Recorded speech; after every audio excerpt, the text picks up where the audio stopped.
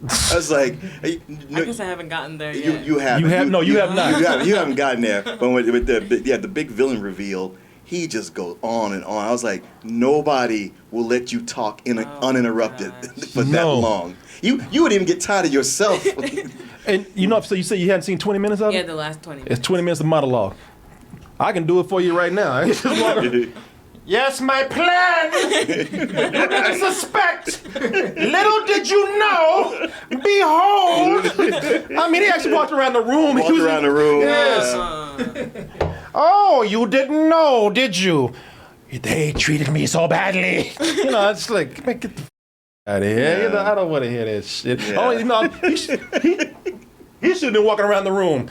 They underestimated me, but little do they know the potential of my power.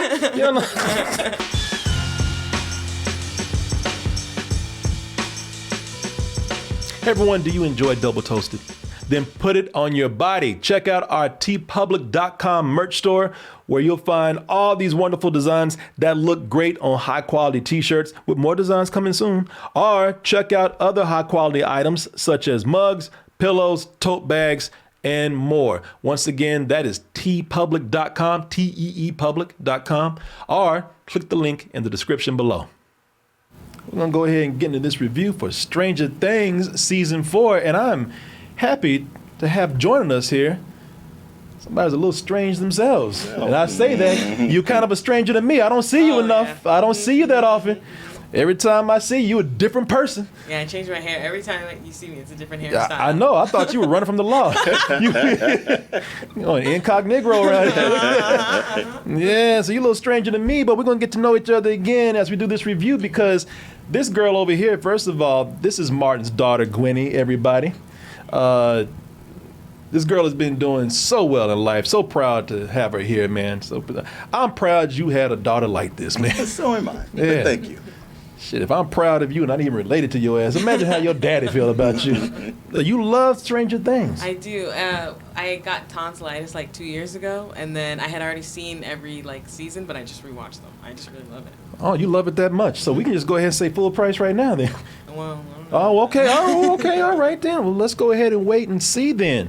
Well, I love Stranger Things as well, but even I have to admit that it has gone, and no pun intended here because Martin caught me earlier, but it's been going through its ups and downs. Sure. It's been to the upside down place. It's gone through its topsy-turvy moments. This season, they say this is the one. This is the one that's going to bring all those fans back who were probably on the fence about how this was going. They're doing different things, trying new locations, doing all kind of stuff. And plus, Netflix finally said, you know what? Y'all been here, 4 years, and you're one of our highest rated shows here on Netflix. You're a culture phenomena. Just take all the money. All the money and all the time you need. I was about to say, take all the money and all the time. I think they took more time than money. Right. They definitely took our time. People, I am tired. Aren't you? Yeah, you mentioned last night. Yeah, I haven't even started yet. I was like, oh my God. I started last night around midnight, and yet I was still able to finish the whole series, or the whole season. First half of the season. Yeah, the first half of the season. They gave it, and people like, hey, well, I ain't none. It's only just 7 episodes. You ain't no big shit, old people. You don't know. You don't know, you people. Don't know. Ooh, shit. Y'all don't know, but you will. Along with what we think about season 4, because I thought last season was just all right. I wasn't crazy about it. It's funny. Last season was my favorite. Was it? Mm-hmm. Yeah. Okay. We'll see. Wow. Upside down right Yeah, I know. But yeah, last season was not my favorite, but last season was yours. So let's see how this works out. Maybe it'll bring me back. Maybe this will be my favorite season. Maybe Martin will hate this season right here. We don't know. And Gwenny's gonna love it anyway, because she already admitted that. No. Well, I love me some Stranger Things. Season 4. No, I haven't. What's that? Not season 4. What about season 4? Yeah. Don't give it away. What you saying? That was a trick and you fell for it. Let's go ahead and watch this trailer for Stranger Things Season 4.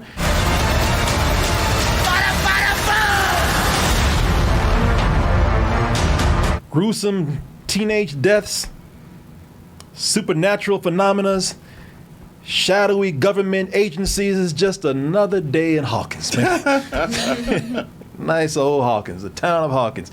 But before we start talking about any of that, before we get into the show, let's address first what everybody's going to be talking about with season 4 of Stranger Things, and that is, God damn, these episodes are long. These episodes, we're not binging anymore. This is a marathon. Mm-hmm. You know, this I had to watch. I had to cram. Last night we finished the show. Thought I was just going cruise on into this, just mosey on into this. I said, Martin, midnight, I'll get through this. Well, I had to cram close to 10 hours of season 4 of Stranger Things within one day. Oh, when I finished that last episode, it was like crossing the finish line. I was like, whoa! Shit! Yeah, because some of these are feature length. Yes. Because you just had that, like, how long have I been sitting here? Yeah. Shit, And you're like, all right, I got to pause to run to the bathroom. This probably only has like 10 minutes left. There's another 40 minutes? Yeah. What the hell? People, I got through with that last episode. I got a water bottle and poured it over my head. Dunk the Gatorade on you. Shit. Oh, shit. Oh, shit. Trying to watch this show. Man, I was tired. Tired trying to watch this. I was sweating, hands up in the air like I'd accomplished something. And like Martin said, these are not episodes. These are movies. You know, when the show started, when I say not this season, I'm talking about when the show started. They were on average about 45 minutes long at the time. You know, and they were a tight 45 minutes, and that was good. Now, not anymore. Each episode, now, shit. You remember the 45 minutes? Some of them would be shorter. Shit, I'm like Rick James. I'm looking at the Duff Brothers and Stranger Things. I'm like, they should have never give you Negroes money, man, because they got that money and they doing whatever they want to do and taking their sweet time with it.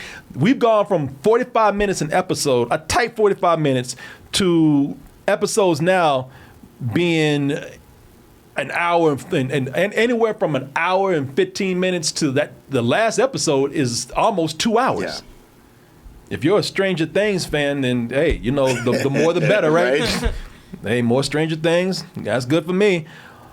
Or, you know, it could be a bad thing if you, I don't know, got shit to do. Yeah, if you have a life outside of television. Yeah. If you are not bedridden. Hell, I might as well just move to Hawkins at this point. I'm upside down. I'm living with these kids now. Shit, I feel like I'm raising these kids myself. A series shot in real time. Yes. Or if you're like me, where, you know, you just don't see all of these episodes needing to be that long. You know, long episodes, you know, they might be, I tell you, they might be doing this because this is the result of the Duffer Brothers trying to expand the show. You know, and that's actually a good thing because before we spent a lot of time in Hawkins. Yeah. To where I think that was one of the complaints last season. People like, damn, can we just get out this town and do something else? How many seasons we gonna be here? We get it. The town is cursed. Or it's, you know, it's haunted, or, you know, there's a portal there. All right, cool, man. Shit, either drop a nuke on that shit or let's do something else. With them trying to expand this, it's a good thing that they're doing that because, you know, all these places don't always work where they're going, but it does keep things interesting. You know, we've gone out of Hawkins and now everything is scattered. Sure. And now that it's a lot to keep up with. It's a lot of branching off into all these different directions. And like I said, it doesn't always need to be that way, doesn't always work, but it does keep things very interesting. I think more interesting than the last season when we were just in, you know, a couple of spots that we have been in all this time. You know, everything is so spread out this season that you might actually need a playbook watching this. It wouldn't hurt. It wouldn't. Netflix should have sold playbooks with this. Mm-hmm. But how do you feel about that? You know, about the expanding? About expanding and probably just having so much going on. Like I'm saying, like a playbook wouldn't be bad. Yeah, I think a guide or something. 'Cause yeah. Every 10 minutes I was like, wait, you're here? And now I would have to go back and just rewatch stuff because I was like, what's going on? Yeah, it's a lot. But I tell you what, we might not have a playbook, but I tell you what, we'll try our best to get you caught up. Because it's been 3 years. Yeah. It's been 3 years since the last one. I went in, I was like, I don't know what the hell going on no more. Right. There's some characters that pop up and you're like, oh, I don't know what happened to you last time. Yeah. I thought you died. Yeah, I thought. Okay. I heard you was dead. But I tell you what, let's try. Let's just try it. That's why I haven't told you the whole plot, because in getting you caught up, you're going to hear about some things that's happening within this season. So, ready? Let's go ahead and just get your pencil out. Get your pencil out. It's going to be a test after this. It's going to be a pop quiz. Let's see if we can do like a quick summary of what is happening in good old Stranger Things. Good luck. Good luck. Good luck. I'm going to need it. Believe me. Thank you. Go with God. So, as I said, they're in a lot of places. So let's start in good old Hawkins, where it all started. So let's start with Dustin and Mike. Dustin and Mike, if you know the show, you know them. They're still nerdy, playing D&D, Dungeons and Dragons. The stakes are a little higher now because if anybody remembers D&D history, if you know D&D history in the 80s, it was seen as satanic. Mm-hmm. And now that's what's happening here. Everybody's thinking that they're in a cult. Yeah. Everybody's thinking that they're devil worshippers. Everybody's thinking they're satanic. And that's not going to work out for them too well later on. Meanwhile, Lucas is like, I'm tired of this nerd shit. He's like, I'm tired of getting my ass beat. So now he's warming the bench for the basketball team out there, trying to be cool, or as close to cool as he can be. But the more popular he gets at school, the more it makes him less popular with his ex, Max. And Max is going through her own thing right now. She broke up with Lucas, because he's trying to be somebody that she knows he's not. But also, she's going through her own nightmares since losing her brother Billy at the monster attack at the Starcourt Mall. I guess it's called the Battle of Starcourt or whatever. So. I guess it sounds good. Sounds cool. Yeah. You might remember old Steve over here, who used to be a bully and somehow became like he became like Thor. Pretty much. He's just kind of dopey now and funny. He was the cool rich jock guy that had all the girls, had all the, he's the king of the school. Every guy wanted to be him, and all of a sudden he just turned stupid, but lovably stupid. Well, once he graduated and saw he had no prospects. Yeah, he should have did, but he's hanging out with his BFF lesbian friend over here, Robin, who he wanted to be a thing with, but she's a lesbian. So now they're just best buds. Both they traded out the ice cream shop to move up to a cooler occupation, working at the video store, which gives them a little... And hunt chicks together. Yeah, exactly. And I think she get more play than he is. He's looking at a chick walking on right now. God damn, another one. But working at a video store gives them a lot of chance to make, cool movie references, which is what this show's about anyway. Hey, his ex, Nancy, see right there, she's moved on to hanging out with Jonathan, who we'll talk about in a little bit. She's working for the school newspaper and won't shut up about her relationship problems with Jonathan, including to the nerd that wants to get in her pants too. So bad. So bad. He's not really a good dude if he's doing this stuff. Why wouldn't he be here with the most desirable woman in Hawkins? Like, brother. If she had nothing in her life, she would not be with you. Shut your ass up. Outside of Hawkins, we got fan favorite with known writer as Joyce. Joyce has been relocated to a suburb in Indiana with her sons. California. It's California? I'm sorry. Yeah, Hawkins is in Indiana. I'm sorry, California with her sons Will and Jonathan. And they've also adopted 11. And Will still has that horrible haircut. Why does he have that haircut? know. He looks Yeah. like, he looks like Mo. He looks like Jim Carrey from Dumb and Dumber. Yes. Yes. It's like, and he knows it. Just look how sad he is, man. Yeah. And he's always mopey. It's Yeah, like, I bet a the haircut's haircut gonna could help. change everything, turn your whole Yeah. life around. They've also newly adopted 11, who is maybe normal now and spends most of her time missing Mike.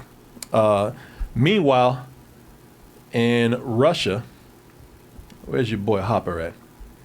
Oh, Hopper's not dead? Hopper is not. No, I'm sorry. Spoiler alert, y'all. Hopper, and people knew this from the trailer. Yeah. Meanwhile, in Russia, Hopper is not dead after we thought he was evaporated. Turns out he's very much alive. And if you can, we say he's alive, but if you can call being tortured in an old Russian gulag living. Yeah. Tortured bad, too. I know. It's like, I was better off being evaporated. Yeah. At least that was quick. We even, at this point, we even spend a little more time. We even spend a little more time in the Upside Down, which has a little bit of shades of the Mist. Now, you know, there's all kind of creatures that we didn't see before, like bats and stuff like that. So, you know, it's turning this show into somewhat of a creature feature too, which has always kind of been. But now we're seeing more stuff coming in. The whole core concept of the show is a love letter to Stephen King. Yeah, Spielberg and Stephen King, the two Steves. Yeah.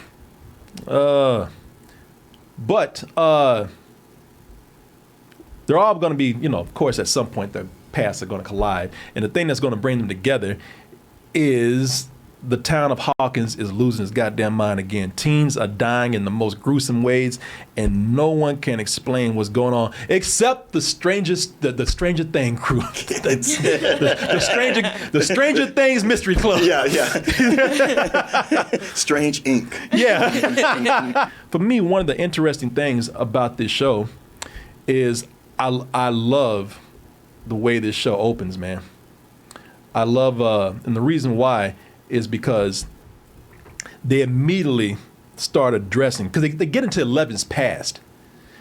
As you see Eleven right here, who's trying to fit in and be normal, but they immediately go deep into her past, and they start addressing something that I actually was thinking a long time before this season came out, and that is, this girl is dangerous, man. You know, they y'all trying to be cute, dressing her up, you know, adopting her like she's a puppy, you know, and sitting up here trying to make her so-called normal, taking her shopping and taking her skating.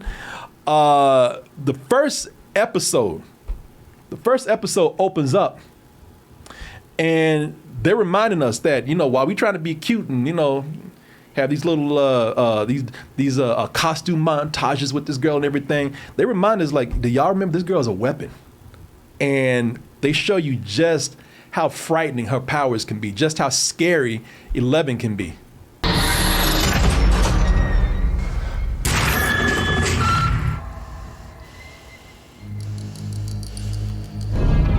Who the hell you talking to like that? I would very quickly back out of the room. Before saying, I'm sorry. Yeah. Oh, I didn't mean you. Yeah, carry on. Yeah. Let me rephrase that. Do whatever you like. Yeah, what I thought. Yeah, man. You know, this is a great way to pull audiences in from the start. You know, making us question this character right here. You know, everybody loves 11. Everybody cares for 11. Everybody wants 11 to do well. And now everybody's like, yeah, man, you need to get this girl, man. put in a goddamn crate and bury it in the ground or something. Because, you know, at this point, we've seen her trying to adjust to normal life, and it has not worked. It has not worked at all. She's socially awkward, and of course, when you have movies like this, especially when they're like influenced by Stephen King. Boy, you get movie bullies. Boy, not just regular bullies, yeah, no, movie bullies. Movie bullies. Movie bullies, man. Movie bullies they scare teachers away. Ain't no adults around. I'm just kind of up to here with movie bullies, and not just the bullies themselves, but the way the adults are just not present and don't do shit. Yeah, like teachers in these movies and adults, they're like the guards or the wardens at a prison before somebody gets shanked. You know, because Right. when they start fighting, they're just like, Yeah, after there's a body, like, oh, what'd you guys do? yeah, But back to yourselves. Exactly. Everybody, get out of here. Yeah, man. And you look at her, and she's getting bullied bad, and you know she's got these powers, and like she's like at this point she's trying to be normal because she doesn't have her powers. But you start thinking at any moment if that shit cranks up, you start getting nervous for these people, even the bullies, they're vile, just almost evil people, man. But at some point you think, when is this girl gonna start exploding heads and shit? You know, Yeah, right? start doing that to people. You know, you get nervous even for the bullies, man, who you can't stand. But that you know, I like that because it adds tension to it. It actually makes this a little scary for the person that's supposed to be the hero or the sympathetic figure in the show. You know, as you saw in that clip that we just saw here, where they walk into the the rec room or the nursery or whatever, and she's covered in blood and it's just littered. It's just littered with dead children, man. You see just these bodies just lying everywhere right here. There's a lot of blood in this season, man. This is probably the bloodiest and goriest season that they've had, most violent season that they've had so far. This is probably not the best time to bring this up, and I'm walking on this, I'm walking into this very carefully. But they kill kids like it's nothing in here, man. I ain't never seen a movie that didn't give a shit about killing kids or a show that didn't give a shit about killing kids like this season right here. It's a true homage to the 80s in that, we getting back to killing teenagers in the most gruesome ways. Man, they kill these teenagers in some of the most horrible ways. I mean, I'm talking about bones cracking, and, bodies being contorted in all kind of painful ways, eyes blowing up. It's like the worst popping and locking you've ever seen. Like you started out good and then lost control. Yeah, it's like, somewhere between doing the wave and like, oh, no. Hip hop was on the rise, so At this moment, if you don't have the stomach for seeing children killed and abused, you might want to sit this one out, because I'm not, even when they're not killing kids, I mean, there's scenes of torture. There's scenes of abuse. It's kind of a lot. I mean, certainly it's not their fault, but the timing is not the best. Yeah, it's not their fault. They didn't know this, so I can't blame them on this, but they still put it out there as kids. So yeah, man, it's they kill, but I'm telling you, but teenagers, if you're here looking for like some cool kills, it's like they really do put a lot into like showing you just how horribly they're killing these teenagers in here. I'm talking about some shit where, like, Freddy Krueger and Jason be like, impressive. Shit, I'm telling me. I never thought to do that. Wow. In fact, tell me how you did that. Give me some pointers. Yeah, man. And I like that the villain is not some mindless monster this time around. The villain is actually a sentient creature. Looks like a cross between Skeletor and gonorrhea. Hey man, if you don't get it treated, this is what happens. This is what happens. You better, yeah, boy. If you don't get those herpes pills, man, it's gonna happen to you. It looks like an influence from H.R. Geiger too, which is another homage to like maybe the 80s and like late 70s when you think about Alien, because that does look like something out of Alien. The way he kills kids in this gives the first half of this season. There's a very strong Nightmare on Elm Street vibe going on with this. Very much so. Yeah, man. The villain here, this godlike evil demon creature that they have, he even sounds like Freddy Krueger in a way. And he has Freddy Krueger's MO, man, where he kills people by, when they're sleeping or when they're not conscious. And they're actually dreaming about him. Yeah, but it's hallucinations in him. Yeah, exactly. A lot of references to Elm Street, period. I'm not going to mention all of them. You'll see that for yourself. Some you may catch, some you might not. But there's just some small little, nods to Elm Street for the fans that are out there, which I'm very sure the Duffer Brothers are. Oh, clearly. Yeah. There's even a bit of Pennywise in this, where you got this creature feeding off the fear of all these teenagers. That's, if you're stressed out, if something's happening to you, you're going to see the school counselor, and he's like, yeah, I got that ass right there. Yeah. It has been in the DNA of this series from day one. Yes. Well, it even has some of the cast members from it. Yeah, that's true. Yeah, that is true. Yeah, what, Finn Wolfhard or whatever? Yeah. Boy, if you don't go into porn, that is an opportunity. I wish people stop saying that. I would tell you, never. No, I would tell you, man, I really love some of the new characters that they have in here. Yeah? Yeah, I loved Eddie Munson. Oh. Played by Joseph Quinn. So this is a guy who's kind of a metalhead / nerd Dungeons and Dragons player. He's going up against the system, bucking the system in school. That's why he's flunked about 3 times. Yeah. I just the whole time looking at Eddie, I'm like, it is clear, it wouldn't be back at that time because nobody knew, but it is clear that Eddie has ADHD. Yeah, And I was very much. like, if he could just get some medication, he could stop being such a quote-unquote freak. Yeah, he's the freak of the school, but the coolest freak. Yeah, he's funny. And I tell you how much I loved him.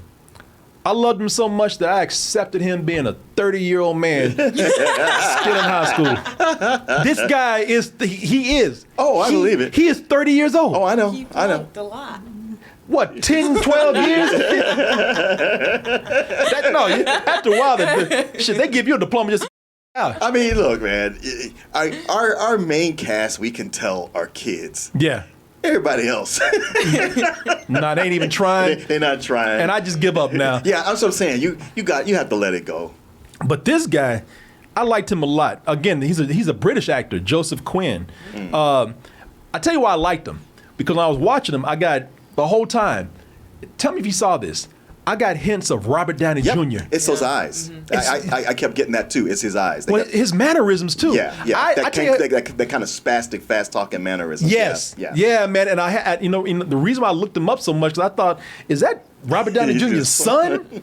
Because he was so much like him. Yeah. I'm like, no, it's a British 30-year-old man. Excuse me. even Google said, man, it's going to be stupid. Shut up. And I like some of the minor characters that are returning too. Murray. I love Murray. Brett Gelman. Yeah. I loved him, man. They gave him a bigger role. He's more prominent now. He's adding to the comedy of the show because this show is kind of a little bit of everything. But he's definitely the ones that's brought in to like up the comedy and the laughs. Not only that, but he gets more, like you said, he's a bigger role. He gets more development, and he has a bunch of surprises throughout the show. He's probably the character the most that when it comes back to him, that I get excited about. Yeah, he's the conspiracy guy that's actually believing in these kids now and helping them out with certain things, whether that be helping them out trying to evade the government or going on missions to bust people out of one of the most notorious Russian prisons in Russia. So, I like him a lot, man. He's silly, but I liked him. Brett Gelman, he's good in everything. Oh, yeah. No, he is. He is, man. He's hilarious. I like him a lot. I think Robin, who's played by Ethan Hawke's daughter, Maya Hawke.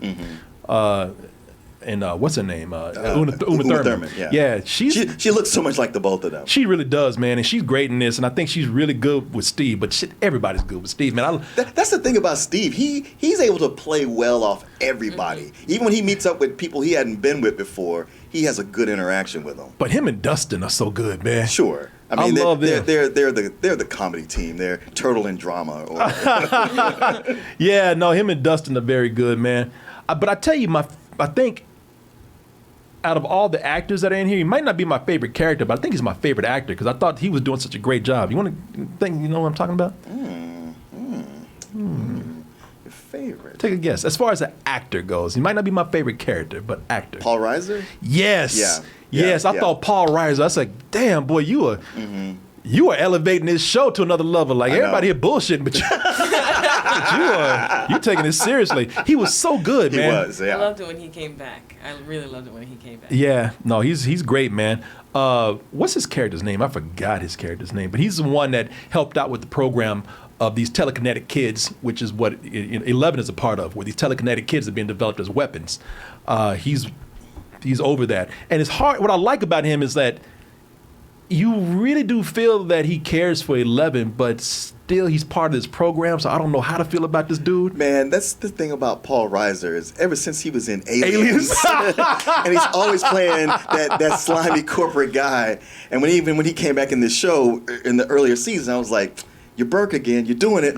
Yeah. So him coming back now, you're kind of like, I don't know where his allegiance lies. Yeah.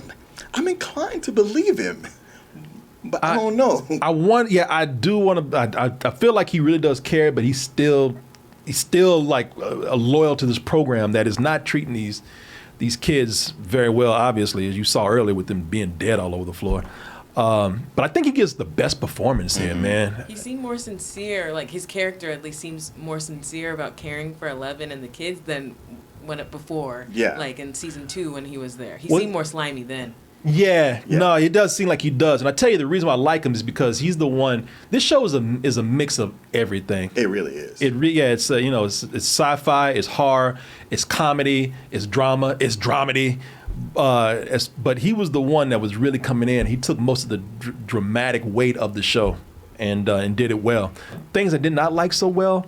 I really actually like the stuff in Russia. So as we told you, Hopper is in a Russian prison, and I like that.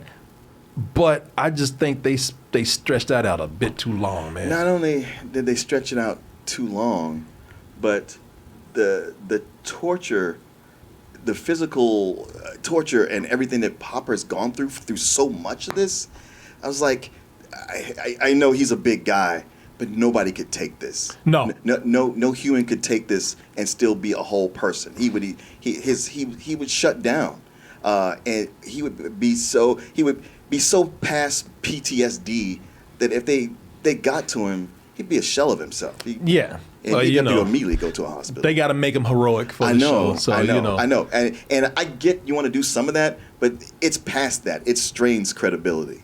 Listen, this is one of the things that's making this season longer than it needs to be. Mm-hmm. Because we keep going back. We keep going back. And they just keep driving in. He's being tortured. He's being like, okay, y'all could do this in 1 or 2 shows, man. Yeah, we don't need to, we got it. Yeah.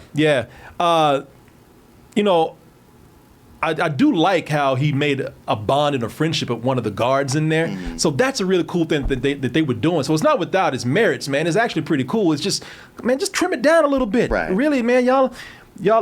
I learned this. You guys know the phrase, so it's nothing new. I just learned it, and I keep hearing it from one of the editors that I have. But they don't want to kill their babies, man. Sure. You've heard that. Yeah. Well, and that whole idea is why so often when somebody's in mortal danger, they're going to survive because they don't want to kill their babies. And that's what's happening here. They gave the producers and the creators and the directors. They said, you go ahead and do what you want to. And normally, where some of this stuff should have been trimmed, they're doing it. Yeah. And it's like, all right, seriously, I'm glad that y'all have carte blanche to do whatever you want to do. And I see why, because we do need to cover a lot of areas. I'm thankful for that. But just a little bit. I actually enjoyed the plot line of Joyce and Murray trying to get them out. Yeah. That had a lot of cool twists and turns in there. Mm-hmm. And that's one of the reasons why I didn't go back to sleep, because they got to one episode where something happened with them. Yeah. And I was like, ooh, I got to see this. Oh, yeah. I know you ain't going to do that shit. No, hell no. No, yeah. Nah, man, that was great, man, on their rescue mission to get Hopper from out of the prison. The whole thing with Jonathan and Nancy, where it's like, so they got this whole thing. Again, this is stuff you haven't seen the show, that you don't know what I'm talking about. But they had an unlikely pairing of the town outcast and the popular girl. They hooked up. And that was cool, but it's not going anywhere now. This episode is just kind of like, man, we're not going to the same college. And that's it. Who gives a all right, it's a leftover that y'all had to address from last season, but you don't go nowhere with it. It would have been enough to just say like, oh, it's long distance and we broke up. Yeah. Mm-hmm. Yes, because they're hinting at other things with this, and it's just like, all right, if you ain't going to do nothing with it, then just go ahead and drop it. Robin. There's a whole thing with her being a lesbian in a small town and how she comes to grips with that and how she actually meets girls and tells certain people. And that started out strong. I thought that was gonna be a shit. I thought that was gonna be a spinoff. Robin's lesbian adventures, but they man, that fizzles out. Yeah. They don't say nothing else. Maybe, hey, look, this is a 2-parter, so maybe some of these things will be addressed when they come in with the second half, which is gonna be like it's gonna be like a 4-hour season, like 2-hour episodes. Oh, okay. But they don't, for right now, it's just like, y'all gonna do something with this? If not, trim. Yeah. They're gonna bring the love interest or the crush in on their adventures like they usually do, and then never saw her again. That is usually what happens, but they got so many characters now. Mm-hmm. That's why you need a playbook. There's like they're bouncing from so many different B stories that sometimes they come back to one and you're like, oh, I completely forgot about this. Yeah. No, I agree with you. I'm like, man, you're beginning to like push other stories out, or you're beginning to push out these what made the show so appealing in the first place, which is not always the creatures and the monsters and the upside down and supernatural and the references. A lot of it was like how these kids were like switching their roles, like from being the jock to being like the movie nerd, or the goofy guy, the popular girl dating this guy. That stuff was cool. And they don't, those kids now, I think that this is why they're doing so well with the new characters, because those kids, there's nothing to do with them anymore. That does seem to be the thing. I mean, honestly, something that's bothered me the most is what they're doing with all of the teenagers. Is rather than writing fresh things, I see them just pulling plots, not even very interesting plots, from so many other TV shows. But the Duffer Brothers really been puffing their chest out about this season, and it's like they aren't really reaching to do interesting things. It's a lot of stuff we've just seen everywhere. I think they're doing interesting things, because that's what I said earlier, but I think they're just not following through on other things that we enjoyed, are these characters that we like. Well, like even Robin having a crush on another girl, that could come from something else. That's an opportunity to do something interesting with it, but like you said, it just kind of fizzles out. Yeah, no, that's what I'm saying, man. And listen, this is why I was telling you we come back to this. I hate it, because I'm hating this in everything. I hated the bully subplot here, man. Mm-hmm. And then not just gonna blame it on this. Bully subplots are getting lazy all around. Yes, they are. Bully subplots are lazy. There's never, like we said, there's never any adults around. Why? They're written out to make it easier for these kids to be shitty. Mm-hmm. No one's taking responsibility. No one's ever trying to help. No one's ever being human. It's just a bunch of extras standing around just laughing. Yeah. And I'm just kind of getting tired of it. I'm not saying let's not like take bullies out, because bullies are cool, to get you to hate somebody. Look, bullying happens, so it's fine to address it, but it needs to stop being in such this simplistic. Everybody does it the same way. Yeah, and once you get one bully getting in on it, everybody just turns into savages. Yeah, everybody just becomes just assholes instantly. He don't even know her. he just came by. But the fact that everybody would stand around and go, oh, like nobody there is like, hey, come on. Like no one person said that's not cool. Yeah, shut up.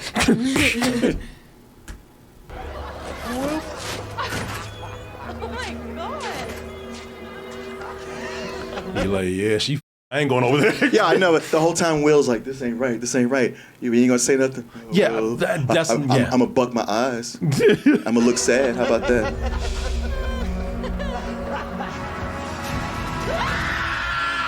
What the hell was that?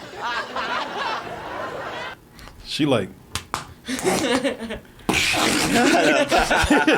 This thing on? Now, when you talk about her being dangerous, you're like, if she had her powers there, what was gonna happen? Yeah, she's gonna blow that girl's head off. Yeah, in front of everybody. Yeah. Martin said, if she had been there and he had her powers, what would have happened? Yeah, exactly. That's what would have happened. Shit, everybody been colored in Jello and Kool-Aid. but yeah, man. I look at that and I'm thinking, you see how everybody instantly, just to make the scene go easy. Mm-hmm. No one says shit. Everybody has to laugh. The whole school. The whole school. All of a sudden, the whole school turned on this one girl. People don't even know what this girl getting bullied for. That's lazy shit, man. I don't like it. I'm gonna bully the next person that does something like this. And she doesn't have any friend. Not one friend. There's always that one person who befriends like the weird girl in class, and she doesn't have one friend except for Will. And Will is the most Will is the most ineffective motherfucker in this whole thing, man. Will the whole time you're just like, why are you here? You were doing nothing. Will is serving no purpose except to take up space and time. Ever since he went in the Upside Down, he just nothing. Nothing. He can't do anything. And the thing with Will is that him and Mike, who's supposed to be her boyfriend, they don't do shit when they being abused. Mike might say a little something like, "Hey, that's not cool. Stop it." But Will sees this shit happen the whole time and don't do anything. Nothing. You a bitch. You don't say nothing. Yeah, man, that made me mad when they sure. Like, okay, it's lazy writing for the bully stuff that's going on, but for Will to do nothing. Yeah. I'm like, man, get out of Well, here. it's with that. even like from that moment, 11 does nothing but cry through every episode, and I was like, I get it, you're sad or scared or traumatized, but it's like you got to give her something to do. And see, maybe this is why I liked Chucky, because Chucky did what, and I'm talking about the series Chucky. Chucky did what Stranger Things was doing before. I tell you, for a second, I was like, okay, which character is Chucky? Yeah, that's the new guy, man. Yeah, that's Chucky back there. Hey, I'm Chucky. The one kid showing disapproval on his face, like, ah. No, he's laughing. No, he's laughing. Yeah, get that bitch. Nah, man, Chucky, they did that thing where they introduced a mean girl like this. I remember that. And they kind of played with it. That's what Stranger Things was doing before. Right. You know, and they're not doing that now. I think some of this is just, this is another thing where they have, this is another symptom of this being overstuffed and too long. You know, you give them all this time to like do this right here. We don't need that. No, this could have been a lot of the problems. The problems that I'm talking about with the bully plot line here. Some of that could have been solved by just cutting it a little short. Yes. Like, he didn't need to step on the diorama. That was too much. He really didn't. Like, that was just too much. He said, "Yeah, I did. It's in my way." I appreciate that this season continues to be weird. You know, weird mix of, as I said earlier, of sci-fi and horror and comedy and drama. You know, and I think that's cool. And I think they actually balance it pretty well in some parts.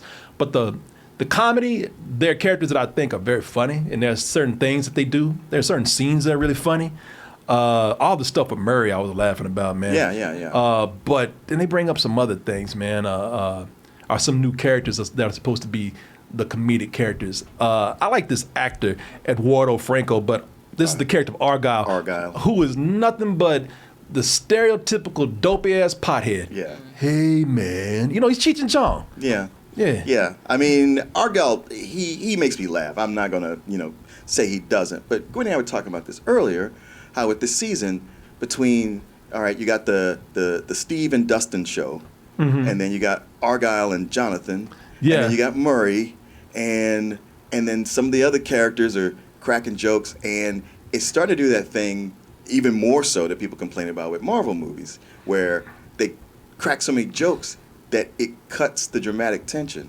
And here, it's going overboard with the comedy relief. Yeah, I don't know. I don't like the stereotypes. It didn't bother me that they put comedy in there, but it was just, the comedy was just real broad. Yeah. You know, like when they went to that house, there's a scene where they go to a house, and the joke is that the house is full of these kids who are the kids of Christian parents, and they're just not well behaved. They're just out of control, and it's like, man, I was just trying to think, like, was this even necessary? And I was like, nah. Is it again? Chop, snippity snip. Just like, I didn't need to see these goddamn kids running around here looking like goddamn, what is that? The Lost Boys. The Lost Boys, yeah, exactly. And beat their ass. You got one kid who keeps cutting off the electricity in the house and growling at everybody. I was like, beat his ass. Shit, I bet he wouldn't do that no more. That was my kid. And by the way, I don't hate this season. I just think that they're saying that there are some things he do so well, it's negated by the length and, again, just a little bit of bloat going on here. And some of the stuff here is just they have some really well-written things. I think the stuff that I'm more interested in and that they do well this time is the concept of the upside down and having this new villain that we have here. There's there's something that happens with this villain that they keep revealing and give you little bits of information and feeding it to you, and I think that's great, man. And near the end, so at the end they got a villain monologue. You have to deal with. Dude, that monologue goes on for 3 days. I was like, I guess I haven't gotten there yet. You haven't. You have not. You haven't gotten there. But with the big villain reveal, he just goes on and on. I was like, nobody will let you talk uninterrupted for that long. You would even get tired of yourself. And so you say you hadn't seen 20 minutes of it? Yeah, the last 20 minutes. It's 20 minutes of monologue. I can do it for you right now. Yes, my plan.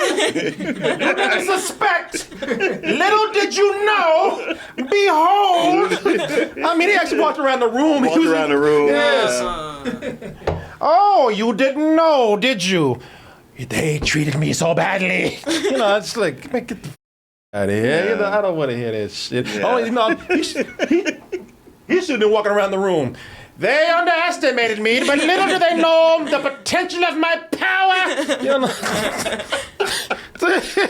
Man, What you say? He went up for 3 days? you were not lying about all that. It just kept going. It was very overdramatic. It was very overdramatic, and I'm like, okay, you know, you got to do a little exposition to explain to the audience what's going on. Because at this point, we are like, okay, seriously, what is going on?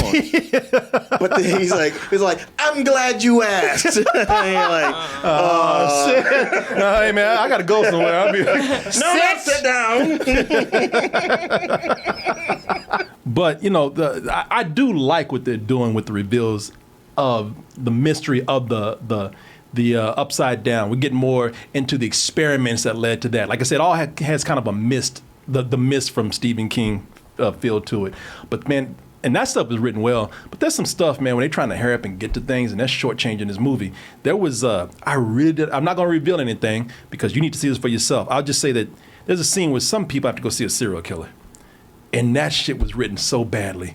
Like, you know, you ain't going to leave these girls alone in a room. They could, you'll see what I'm trying not to say too much. It's doing that thing that's happening too often in movies where we need this plot point to happen.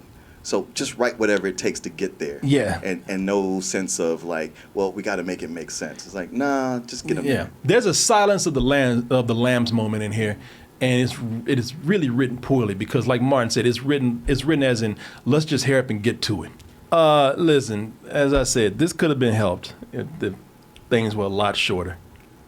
You know, and I think they need to go back to that. You know, the show's reached the point where it's so successful that Netflix is giving them anything they want, and that might not always be the best thing. That's often not a good thing.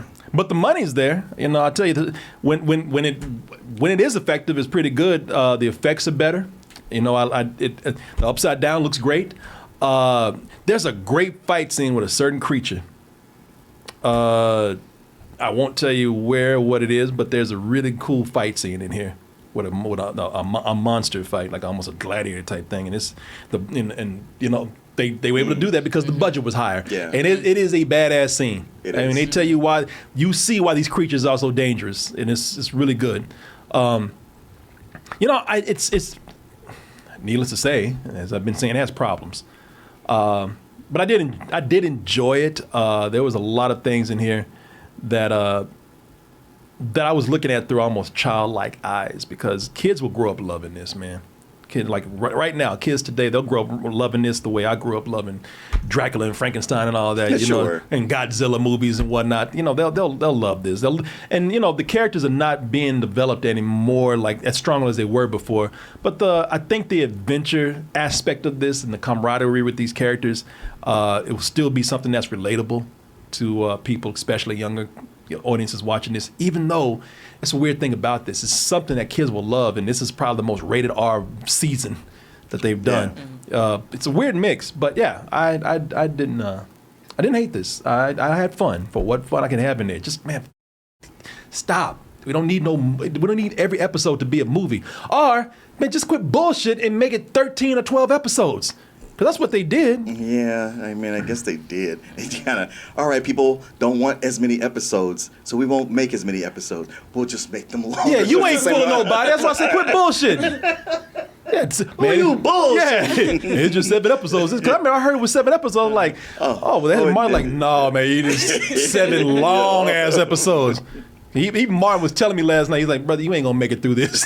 I did it just to spite you. That's why I said it. And I was, because I was up all night, man. I went to bed at 7:30 this morning after watching all of this, and got up at 11 to finish to catch up. Oh no! And yeah, and then you worked on this. And then I took a break and had some lunch and whatnot, and worked on this for the rest of the day. Man.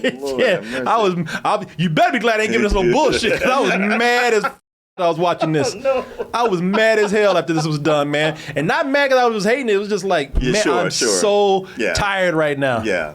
Yeah, so. No, I hear you. Yeah, so but go ahead, man. Well, like I said, I'm one of the people who loved the last season. With the second season, I was like, it's still good. But with the third season, I thought it had a great emotional impact. Coming into this season, it is the very definition of uneven to me. The first episode, which is so long, is nothing but setup. It wasn't until episode 5 and 6 that I was like, all right, now these are good episodes. I'm digging these. Yeah. And even 7 is pretty good, except for that last 20 minutes where I was like, Oh, your boy going off? him going off, and just even the explanation itself, I was like, I have issues with this. But Yeah. It's kind of confusing. Honestly, it kind of ends in a place where I go, all right, they got 4 episodes to wrap it up. And a lot of shows that are all over the place, there's not a good track record of shows being able to pull it all together in the end. I hope this one is able to overcome that. Well, you have 4 hours for the next one. I know, that's yeah, true. It's That's unlike true. 30 minutes. Because they got Disney a lot of dangling plot lines, as you brought up. Some things they brought up that just fizzled out. There's even a couple I thought of that you didn't even mention. I think one, if you can. That whole thing with the basketball team, Hunt and Eddie. I was like, that could have not even have been here. Yeah, that did. Well, it turned into something else later, but yeah, that went on a little long. Yeah, it went on long. And they got this thing where I know the cops have not been on top of things in these other seasons, but it's like they got a police force of 2 people and they're Keystone And they cops. suck. They are the worst. They do everything wrong. Yeah. So it's just watching it. Sometimes it's frustrating, and it's the kind of thing where if we weren't reviewing it, I might have watched those first 3 episodes and went like, well, I'll come back to it later. Right? I'm not compelled as I have been. Now that I'm 7 long episodes in, I have got to see it to the end. Yes, you do. They got me. What would you rate it? It'd be kind of a high rental for me Okay. right now. What about you? Yeah, I think that it was a very self-indulgent, and I really love this property. I love the show. The first season's my favorite. Third season is my second favorite season, and it was just kind of, I don't know, the first 3 episodes especially, because Elle is one of my favorite characters, and I really think they just didn't. 11. Yeah, 11. Yeah, they just didn't really utilize her as much as I wanted them to. I liked the certain comedy, but I felt it was very self-indulgent. They were holding shots, and there was a lot of like long pauses, so you could be like, get it? And I was just like, okay, yeah, I get the joke, But I still it kept me very engaged, and I love a creature feature. I love all the references in the Goonies and everything. So I would give it either a high rental or a low matinee. I think, because this is what I was trying to, say before. Like, the creature stuff actually is very interesting to me. It's fun. I like that. And like I said, man, it's, I'm just feeling the length of it. Who knows? I might have been tired, If I wasn't so tired, maybe I wouldn't have minded that much. But again, some of the, after the things we pinpointed, those things stick, man. So, yeah, man, I'm kind of with you, Gwenny. I liked enough of it that, and I really did enjoy enough of it. Because, look, that was going to be the test. After sitting up there, like, exhausted and watching 9 hours of this, I should be hating this at this point. But I was like, you know what? I'm still kind of entertained. I still want to stick this out. So I'm going to give this matinee. It's definitely got some flaws, man. And I don't know if we need to go to another season or if we need to end it here. But either if we go to another season, fix that. Let's just call it quits. Quit while we're ahead. Yeah, get a good run. Ain't nothing wrong with that. So this matinee with me. Hey everyone, support our Patreon, which helps us to continue bringing you our live streams, videos, and podcasts while bringing you new content such as exclusive live streams and animated shorts.